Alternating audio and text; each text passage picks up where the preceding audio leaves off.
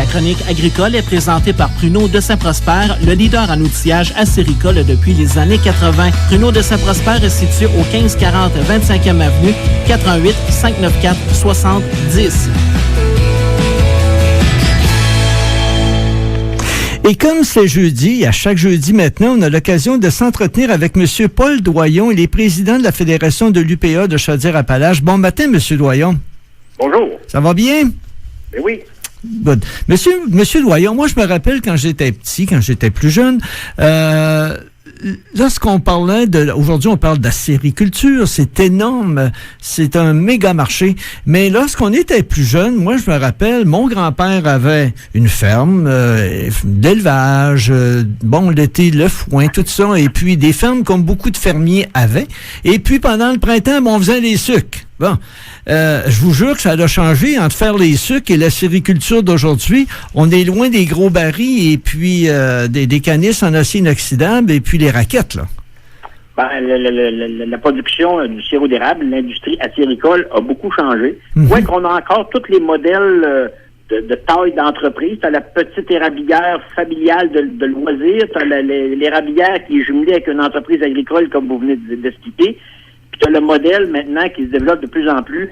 C'est la plus grosse érablière où est-ce que les propriétaires en vivent à temps plein, ont même des employés à temps plein. On est dans un autre modèle, là. Oui, parce que là, dans la même phrase, il y a beaucoup de comparatifs, de celui qui, comme à l'époque, qui est encore sans être avec le cheval et gros barils quand même, il n'est pas obligé d'être à la tubulure. Et puis, entre les mégas, il y en a qui qui achètent tout le monde finalement pour avoir une industrie, comme vous dites, qui est annuelle, là. Oui, puis la mise en marché, comme elle est organisée maintenant, mais ça permet à toutes les tailles d'entreprise de pouvoir se développer aussi. La petite entreprise qui fait de la transformation à l'érablière, la vente en direct aux consommateurs, tout ça est possible. Ensuite de ça, tu as la moyenne entreprise qui a un petit contingent assez agricole qui, quand même, la fédération s'occupe des petits volumes de plusieurs entreprises. Puis tu as les vraiment plus grosses entreprises où est-ce que la mise en marché, l'exportation, tout le vrac, là, on en a pour tout le monde, finalement.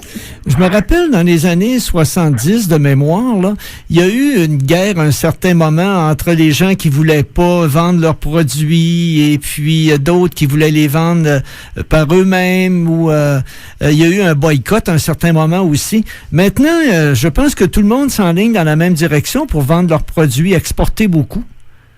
C'est sûr que le vote du plan conjoint d'un sirop d'érable date de 1989. C'est sûr qu'après ça, il y a eu quelques années pour la mise en place de ça.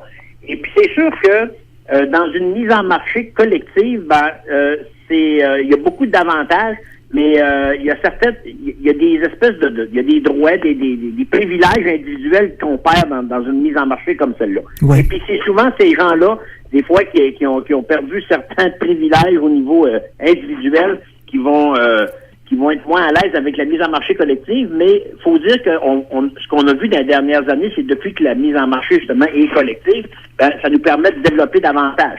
Puis là, on voit les plus grosses entreprises s'installer. À l'époque où est-ce que les marchés et les prix étaient en dents de scie, c'était difficile d'avoir un développement à la hausse, c'était difficile de financer des investissements acéricoles quand on savait pas le prix de la saison en cours. On savait, c'était vraiment difficile. Là, maintenant, on sait, il y a des conventions de signer avec les acheteurs, on connaît le prix, il y a des possibilités avec le gouvernement fédéral d'avoir ce qu'on appelle le programme d'avance à l'entaille, ce que les producteurs peuvent recevoir un montant d'argent avant la récolte pour aider à pallier aux dépenses en cours, même si le sirop va être payé après la récolte. Il y a plein de systèmes que la mise en marché collective permet qu'on n'avait pas avant. Ça assure une bonne production même avant que la saison soit entamée, quoi. Ouais, c'est ça. Ça fait que c'est plus facile, comme je disais, de financer des gros investissements. On annonçait dans la dernière année une augmentation de 5 millions d'entailles disponibles pour les 2 prochaines années. À un chiffre très, très conservateur, à 10 $ l'entaille, c'est 50 millions d'investissements qui vont être faits au Québec. Et puis, au Québec, en plus de transformer une certaine partie de notre sirop, tous nos fabricants d'équipements, c'est des gens qui sont au Québec, qui créent de l'emploi en région. Et puis ça se reflète là, dans nos petites municipalités. Ah, c'est énorme le marché maintenant pour la sériculture, tout ce qui en découle autour. Maintenant, lorsqu'on parle de réserve, je sais qu'il y a des années passées qu'on en manquait, mais là, vous venez un peu de répondre à ma question parce qu'à chaque année, il s'en ajoute des entailles finalement. Est-ce que la réserve est bonne ou est-ce qu'on est vide? La Fédération acéricole juge que ça prend alentour de 60 millions de livres de réserve. On se rappelle la saison, je pense que c'est 2008, où est-ce qu'on avait eu une saison vraiment pourrie, où est-ce que la dame nature n'était pas au rendez-vous. Tu sais, c'est quand même fragile, la saison de sirop, c'est quelques semaines au printemps. Il s'agit que les conditions soient pas là, et puis sur des volumes aussi importants. L'année passée, on a produit 140 millions de livres de sirop. Il s'agit que la récolte soit moins bonne, et pour ça prend une réserve pour pallier aux plus petites années, pour pas perdre les marchés. Parce que quand on a réussi à conquérir un marché, il faut l'alimenter tout le temps. Il faut pas dire, là, désolé, cette année, on peut pas fournir ce marché-là. Ça fait que la réserve, est vraiment utile. La chose qui est un petit peu plus plate, puis on sait qu'il y a des producteurs qui s'en plaignent aussi, c'est que c'est seulement au Québec qu'on supporte la réserve, je dirais la réserve mondiale, parce que au niveau des provinces qui nous entourent, les États du Nord des États-Unis qui produisent du sirop, participent quand même au progrès que le Québec a pu faire, mais ils participent pas au support de la réserve. Ça, c'est un petit peu... Il y a des solutions à trouver avec ça. Là. OK. Par expérience, un hiver comme on a là, la neige qui vient de tomber, c'est de l'or blanc ou si, d'après vous, ce sera mitigé le printemps? Ça, il y a beaucoup de monde qui essaie de faire des prévisions de récolte, mais je pense que c'est toujours après la récolte qu'on peut le voir. L'année passée, on a eu un printemps tardif. On a, pendant plusieurs jours, anticipé une récolte mauvaise parce qu'on était rendu presque en début d'avril et puis il s'était rien fait encore, alors qu'on a eu une récolte record, 140 millions de livres de sirop, c'était jamais arrivé. Et puis, je pense que nos producteurs sont tous dans les érablières et Watcha, et puis il y a déjà du sirop de fête dans certaines places. Là, c'est sûr qu'on a eu un break, la tempête qu'il y a, mais c'est vraiment en fin de récolte qu'on peut voir le résultat de la saison.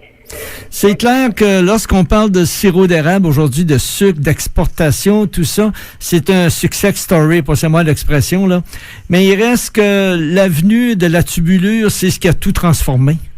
Absolument. C'est vraiment une technologie qui a fait la différence. Maintenant, c'est encore une autre affaire qu'on peut dire. C'est depuis qu'il y a plus de stabilité dans les prix, dans la production, nos fabricants d'équipements, ils ont pu investir dans la recherche. Puis là, il y a plein de nouvelles technologies, des évaporateurs ultra performants qui transforment le sirop de façon plus écologique en passant. On a des systèmes de récolte de la sève, de concentration. On a vraiment vu une explosion dans les nouvelles technologies là, qui traitent le sirop d'érable. Et ça, c'est encore là, c'est un plus pour tout le monde. Ouais. Quel est le pays qui importe le plus de notre produit? Pardon, j'ai pas compris. Quel est le pays? Est-ce que c'est le Japon? Est-ce que c'est les États-Unis qui importent le plus nos produits de sériculture? C'est les États-Unis. Ouais. Les États-Unis, c'est le plus gros marché. Mais par ailleurs, dans les dernières années, encore là, collectivement, les producteurs y investissent par un prélevé sur leur récolte dans la recherche des nouveaux marchés, la promotion, ces choses-là. Fait que là, on développe de plus en plus de marchés au niveau de l'Europe et puis de l'Asie aussi. Et puis, la planète est grande. Puis, j'ai une expression un petit peu boiteuse, là, mais je dis tout le temps, les Chinois, ils pourront pas en faire de sirop d'érable, puis les Mexicains non plus, ils n'ont pas d'érable. Non. Ça fait que je pense qu'avec l'opportunité qu'on a dans notre région, entre autres au Québec, et puis de développer cette industrie-là, on n'aura jamais vraiment de compétition mondiale qui va venir nous altérer nos marchés. C'est sûr qu'il s'en fait aux États-Unis, il s'en fait dans les provinces d'à côté, mais c'est pas quand même pas des si grands volumes que ça. Puis le marché, il est planétaire, il s'agit de le développer. Puis c'est sans oublier les cabanes à sucre qui reçoivent au printemps des milliers de personnes finalement pour prendre des repas. Oui, ça aussi, C'est une belle retombée, portion, ça. une belle portion de notre industrie touristique où il y a des gens partout dans la province, et même des gens en Europe qui vont venir prendre leurs vacances au Québec pendant la période des sucres pour aller dans les érablières, aller prendre un bon repas de cabane à sucre comme on les connaît. Et puis ça, mais c'est encore là, c'est une partie de l'industrie que faut en tenir compte. Oui, développer davantage aussi. Bien, M. Doyon, on profite de l'occasion pour souhaiter un bon printemps à tous nos acériculteurs. Ben oui, c'est bien sûr, on va lui souhaiter une bonne saison et puis que les conditions météorologiques soient au rendez-vous. Puis qu'on batte le record de l'an dernier, tiens. Oui, c'est ça, ce serait le fun. Les records, c'est fait pour être battus. Oui, exactement. Ben merci, bonne journée à vous. Merci, au revoir. Merci. Paul Doyon, donc, il est président de la Fédération de l'UPA de Chaudière-Appalaches.